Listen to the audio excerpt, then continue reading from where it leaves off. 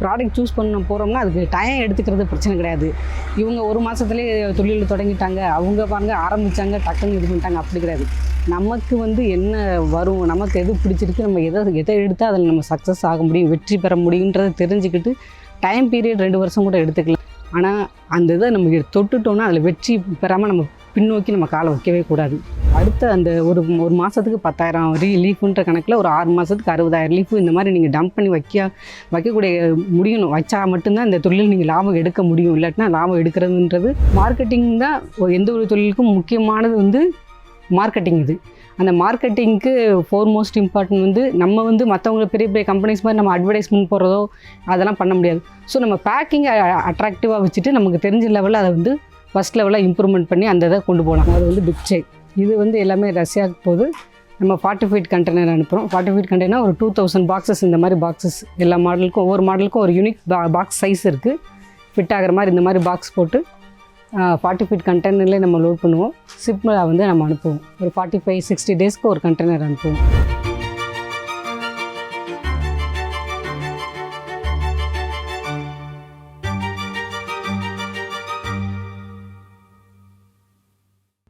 வணக்கம், என் பேர் வந்து பைங்கிலி. என்னுடைய கம்பெனி நேம் வந்து ஆனியா எக்ஸ்போர்ட்ஸ், மதுரையில் இருக்குது. பெண்கள் வந்து ஒவ்வொருத்தரும் வந்து குடும்பம் எல்லாமே நமக்கு இருந்தாலும் தொழில்ன்ற ஒன்று நமக்கு நம்மளுடைய சக்திக்கு உட்பட்டு நம்மளால் என்ன செய்ய முடியுமோ அந்த தொழில் எதுனாலும் ஆரம்பித்து செய்யலாம். ஒவ்வொருத்தரும் நான் வந்து இது வேலைக்கு போனால் தான் அப்படின்றதும் கிடையாது, இல்லாட்டினா பெரிய லெவலில் பிஸ்னஸ் பண்ணால் தான் பிஸ்னஸ்ன்றது கிடையாது. நம்மளுடைய லெவலுக்கு நம்மளுடைய என்ன பண்ண முடியுமோ நம்மளுடைய திறமையை பொறுத்து நம்ம திறமைக்கு வீட்டிலேருந்து என்ன தொழில் செய்ய முடியுமோ அந்த தொழிலை செய்யலாம். இப்போ நான் வந்து ஒரு பாக்கு மட்டை தொழில் ஆரம்பித்து ஒரு எக்ஸ்போர்ட் பண்ணுறேன்னா அந்த தொழிலில் வந்து எக்ஸ்போர்ட் பண்ணணும் அப்படின்னு ஒரு முடிவு பண்ணி எனக்கு ஃபேமிலி சப்போர்ட் எல்லாம் கிடச்சி, ஃபினான்ஷியல் சப்போர்ட் கிடச்சனால நான் கொஞ்சம் கொஞ்சமாக டெவலப் ஆகி இந்த ஒரு 6 வருஷத்தில் இவ்வளோ தூரம் கொஞ்சம் கொஞ்சமாக க்ரோத் ஆகி வந்திருக்கும். இந்த நடுவில் கோவிட் அப்போ கூட கொஞ்சம் டல்லாக இருந்துச்சு, இருந்தாலும் அந்த இதை சமாளித்து கொஞ்சம் கொஞ்சமாக எழுந்திரிச்சு நாங்கள் தொழிலை திருப்பி ஆர்டர்ஸ்லாம் எடுத்து பண்ணிக்கிட்டு இருக்கோம். பிஸ்னஸ்ன்னு நான் முடிவெடுத்து என்ன பிஸ்னஸ் பண்ணுறதுன்றதை செலக்ட் பண்ணுறதுக்கு எனக்கு 1.5 வருஷம் ஆச்சு. என்ன மாதிரி தொழில் பண்ணலாம் அப்படின்னு சொல்லி முடிவெடுக்கிறதுக்கு எனக்கு 1.5 மாதம் ஆச்சு. எக்ஸ்போர்ட் பண்ணலாம் அப்படின்னு முடிவெடுத்ததுக்கப்புறம் ப்ராடக்ட் சூஸ் பண்ணுறதுக்கு எனக்கு அப்புறம் ஒரு 3 மாதத்துக்கு குறையாமல் ஆச்சு. அது மாதிரி ஒவ்வொரு ப்ராடக்ட்டுக்கும் நம்ம வந்து ஒரு ப்ராடக்ட் சூஸ் பண்ண போகிறோம்னா அதுக்கு டைம் எடுத்துக்கிறது பிரச்சனை கிடையாது. இவங்க ஒரு மாதத்துலேயே தொழில் தொடங்கிட்டாங்க, அவங்க பாருங்க ஆரம்பித்தாங்க, டக்குன்னு இது பண்ணிட்டாங்க, அப்படி கிடையாது. நமக்கு வந்து என்ன வரும், நமக்கு எது பிடிச்சிருக்கு, நம்ம எதை எடுத்தால் அதில் நம்ம சக்ஸஸ் ஆக முடியும், வெற்றி பெற முடியுன்றதை தெரிஞ்சுக்கிட்டு டைம் பீரியட் 2 வருஷம் கூட எடுத்துக்கலாம். நீங்கள் ப்ராடக்டை சூஸ் பண்ணி அந்த இதை அனலைஸ் பண்ணி அதை ஆரம்பிக்கிறதுக்கு எடுத்துக்கலாம். ஆனால் அந்த இதை நம்ம தொட்டுட்டோன்னா அதில் வெற்றி பெறாமல் நம்ம பின்னோக்கி நம்ம காலை வைக்கவே கூடாது. நான் வந்து இப்போ பாக்கு மட்டை பிஸ்னஸ் தான் பண்ணிக்கிட்டு இருந்தேனே, அதனுடைய ரா மெட்டீரியல்ஸ் தான் இது.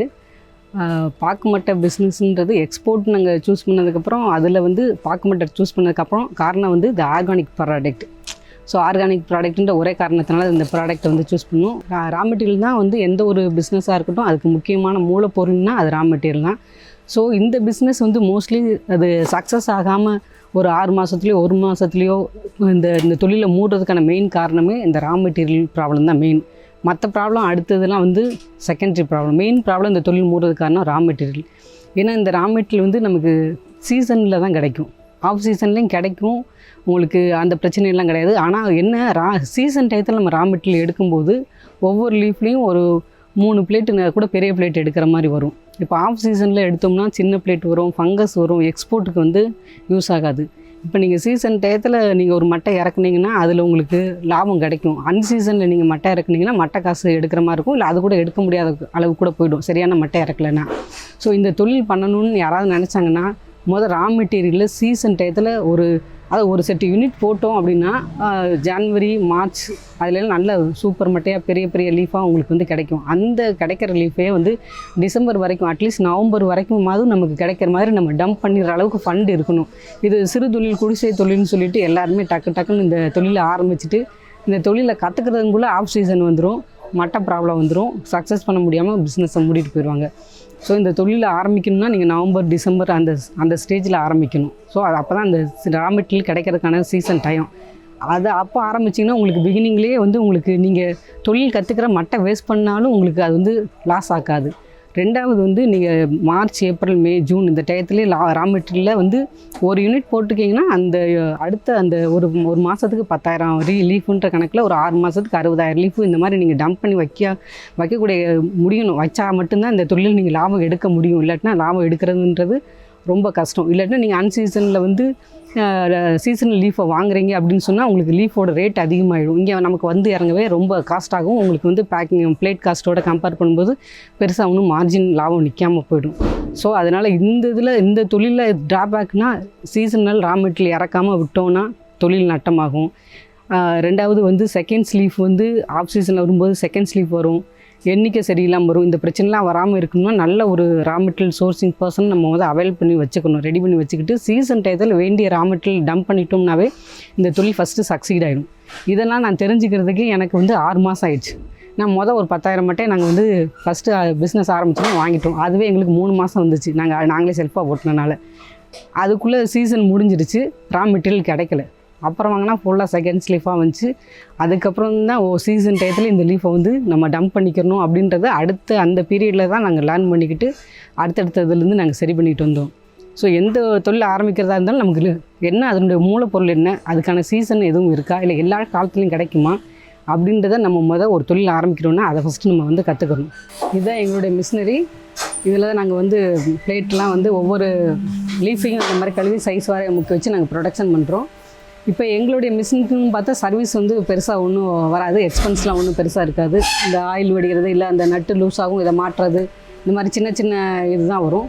இப்போ நம்ம ஒரு புதுசாக ஒரு தொழில் தொடங்குறோம்னா அதுக்குரிய மிஷினரி காஸ்ட் என்ன, அதுக்கு வந்து மந்த்லி சர்வீஸ் எக்ஸ்பென்ஸ்னு எதுவும் இருக்கா, அப்படின்னு சர்வீஸ் எக்ஸ்பென்ஸ்னால் எவ்வளோ ஆகும், இந்த மாதிரி டீட்டெயிலெலாம் நீங்கள் அடுத்து ஒரு தொழில் தொடங்கும் போது இந்த டீட்டெயிலெலாம் நீங்கள் எடுத்துக்கிட்டிங்கன்னா உங்களுக்கு மிஷினரியோட எக்ஸ்பென்ஸ் எவ்வளோ ஆகுன்றதுக்கு அடுத்தது போக மிஷினரி காஸ்ட்டை காட்டிலும் அடுத்து சர்வீஸ் எவ்வளவு, மந்த்லி சர்வீஸ் எதுவும் ஆகுமா, அப்படி சர்வீஸ் ஆகுமா, அது காஸ்ட் என்ன, அந்த டீட்டெயிலெலாம் நீங்கள் வந்து எடுத்துட்டிங்கன்னா பிஸ்னஸ் ஆரம்பிக்கிறதுக்கான பேசிக் லெவலில் வந்து இது ஒரு லெவல் நீங்கள் இதையும் கற்றுக்கணும்.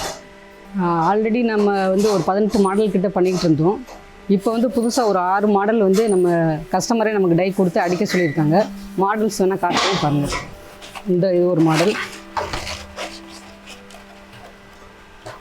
கிளைண்ட்டு வந்து நம்ம அவங்க யூனிக்காக அவங்களுக்குன்னு ஒரு மாடல் செலக்ட் பண்ணி இந்த மாதிரி தான் வேணும்னு கேட்கும்போது நம்ம வந்து பண்ணி கொடுக்கணும். இந்த ஒரு மாடல் அந்த ரா மெட்டீரியல் எவ்வளோ இம்பார்ட்டன்றதை நம்ம ரா மெட்டீரியல் இதில் பார்த்தோம். இந்த மிஷினரிஸில் வந்து மிஷினில் ப்ரொடக்ஷன்றப்ப இப்போ இந்த ஒவ்வொரு லீஃபும் வந்து குவாலிட்டின்றது முக்கியம். நம்ம வந்து எக்ஸ்போர்ட்டுக்குன்றனால இந்த மாதிரி குவாலிட்டியான லீஃப் எடுத்து தான் நம்ம ப்ரொடக்ஷன் பண்ணுறோம். இதே வந்து நம்ம இப்போ சின்னது அடிக்க போகிறோம்னா இப்படி பேரலாக அடிச்சுக்கிட்டே வரலாம்.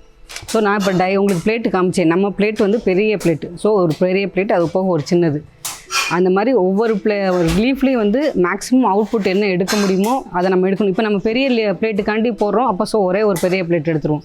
இதே நம்ம சின்ன சின்ன ஆர்டர் எடுத்துக்கோம், சின்ன சின்ன கப்பு இந்த மாதிரி எடுத்துக்கோம்னா இதில் அப்படியே சென்டரில் அடிக்காமல் பேரலாக நம்ம அடிச்சுட்டு வந்து நம்ம அவுட்புட்டை எடுக்கும்போது தான் அதனுடைய இது வந்து நமக்கு லாபகரமாக அந்த தொழிலை வந்து நம்ம நடத்த முடியும். அதுபோல் எந்த தொழில் நடத்தினாலும் அதனுடைய ரா மெட்டீரியலை நம்ம வந்து மேக்ஸிமம் ப்ராப்பராக யூட்டிலைஸ் பண்ணி நம்ம வந்து அதுலேருந்து அவுட்புட் மேக்ஸிமம் என்ன அவுட்புட் எடுக்க முடியுமோ அந்த அவுட்புட்டை வந்து நம்ம எடுக்கும்போது தான் அந்த ரா மெட்டீரியல் வந்து கரெக்டாக நம்ம சோர்சிங் பண்ணாலும் ரா மெட்டீரியலை ப்ராப்பராக நம்ம யூஸ் பண்ணும்போது தான் நமக்கு வந்து அடுத்த லெவலில் நம்ம வந்து பிஸ்னஸில் வந்து க்ரோத் ஆக முடியும். மூணாவது இது வந்து பேக்கிங். எல்லா தொழிலுக்கும் அது பேக்கிங் வந்து மோஸ்ட் இம்பார்ட்டன்ட் ஒன்று. அது வந்து உள்ளே இருக்க குவாலிட்டி, கலர் எல்லாமே ரெண்டாவது தான். வெளியில் அட்ராக்டிவாக இருந்தால் தான் சின்ன பிள்ளைகளாக இருந்தாலும் யாராக இருந்தாலும் வாங்குவாங்க. ஒரு பொருள் வாங்க போகிறோன்னாவே வீட்டில் ப்ராடக்டை சூஸ் பண்ணுறது, பொருளை வாங்குறது பிள்ளைகளாக தான் இருக்கும். ஏன்னா அது பிள்ளைய வெளியில் இருக்க அந்த அட்ராக்ஷனை பார்த்துட்டு தான் சூஸ் பண்ணுவாங்க. ஸோ பேக்கிங் வந்து எந்த ஒரு தொழிலுக்கும் ஃபோர்மோஸ்ட் இம்பார்ட்டன்ட் ஒன்று பேக்கிங். அது வந்து நம்ம பேக் பண்ணுறது தான். எங்களுக்கு வந்து எங்கள் கஸ்டமரே வந்து எங்களுக்கு எப்படி பேக்கிங் வேணும்னு சொல்லிடுவாங்க. இந்த மாதிரி ஒவ்வொரு இதுக்கும் 10 பிளேட் எடுத்து இந்த மிஷின் இதில் நாங்கள் சீல் பண்ணுவோம்.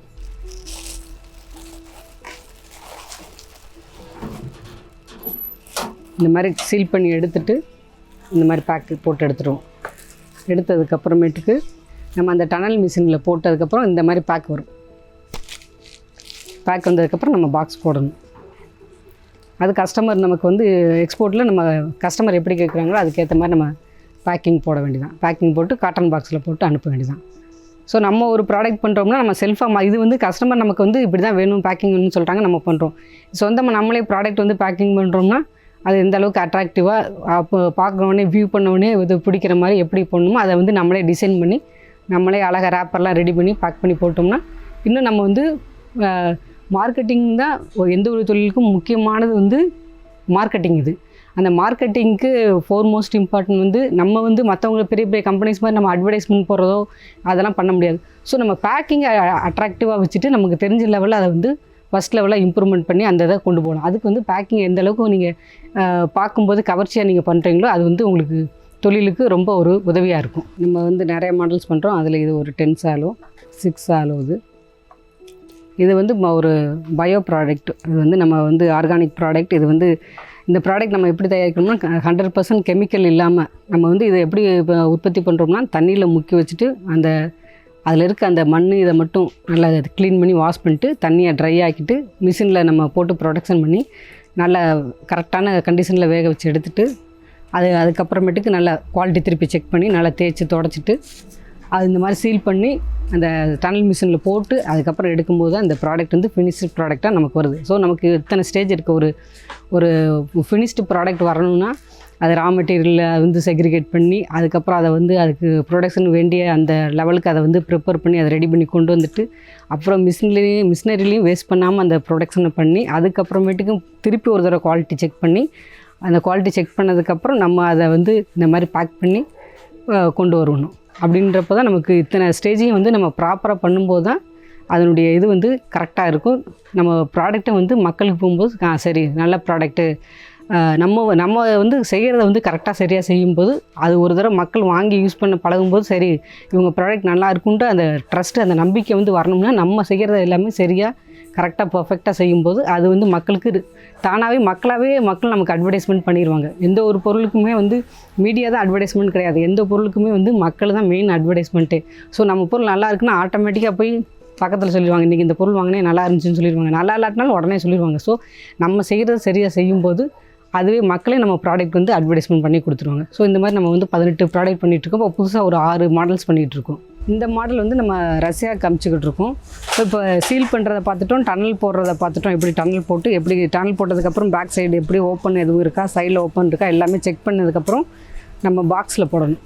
இது வந்து ஒவ்வொரு மாடலுக்கும் இந்த மாதிரி 12 வைக்கணும்.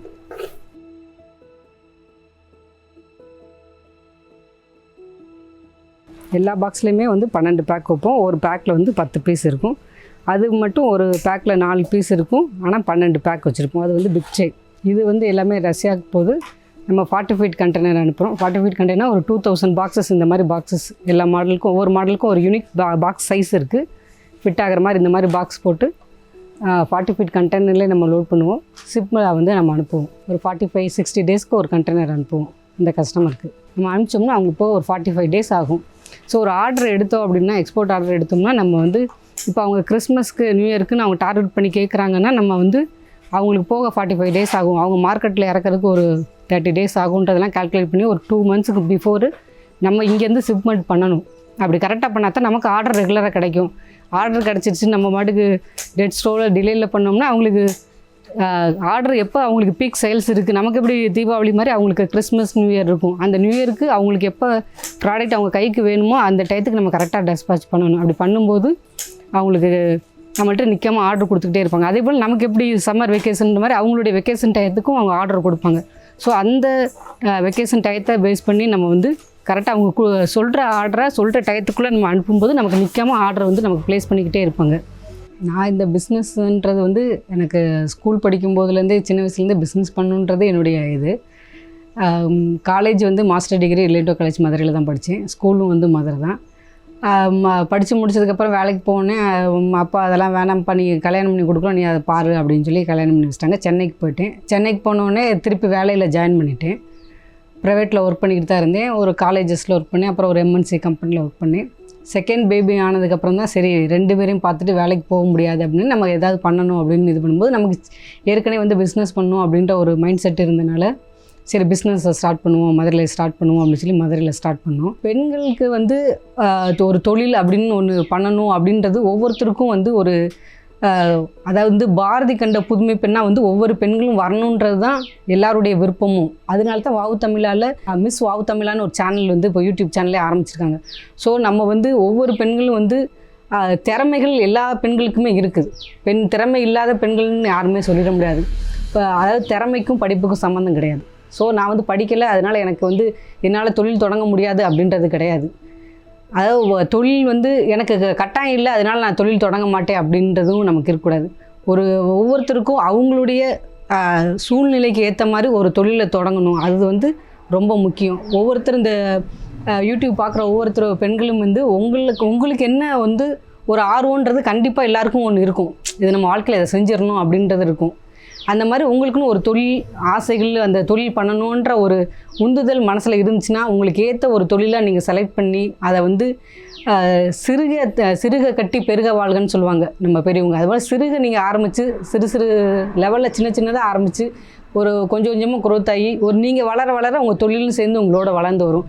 அதனால் உங்களுடைய சக்திக்கு உட்பட்டு என்ன தொழில் இன்வெஸ்ட்மெண்ட் பண்ண எனக்கு இல்லை, எனக்கு ஆள் கிடையாது, எனக்கு வந்து எனக்கு தொழில் தான் தெரியும், எனக்கு இது பணம் அதுக்கு முதலீடு இல்லைன்னா உங்கள் தெரிஞ்ச தொழிலில் எந்த ஒரு மினிமம் முதலீடில் எப்படி நீங்கள் செய்ய முடியுன்றதை யோசித்து சிறு தொழிலாக வந்து ஆரம்பிங்க. அப்புறம் அது பெரு தொழிலாக தானாகவே அது டெவலப் ஆகி உங்களுக்கு வந்துடும். வீட்டில் இருக்க ஒவ்வொரு பெண்களுமே ஒரு சிறு தொழிலை ஆரம்பித்து நீங்களும் வளர்ந்து வரணுன்றது என்னுடைய விருப்பம் மட்டும் இல்லை, பாரதியோட விருப்பமும் அதுதான். ஸோ நீங்கள் ஒவ்வொருத்தரும் வந்து யோசித்து ஒரு தொழில் நிச்சயம் உங்களுக்குள்ளே ஒரு திறமை இருக்கும். அந்த திறமை எடுத்து நீங்கள் ஒவ்வொருத்தரும் ஒரு தொழிலை ஆரம்பிங்க. தொழிலை ஆரம்பித்து மிஸ் வாவு தமிழா சேனலில் நீங்களும் ஒரு பேட்டி கொடுக்குற அளவுக்கு நீங்களும் வளர்ந்து வரணுன்றது என்னுடைய ஆசை.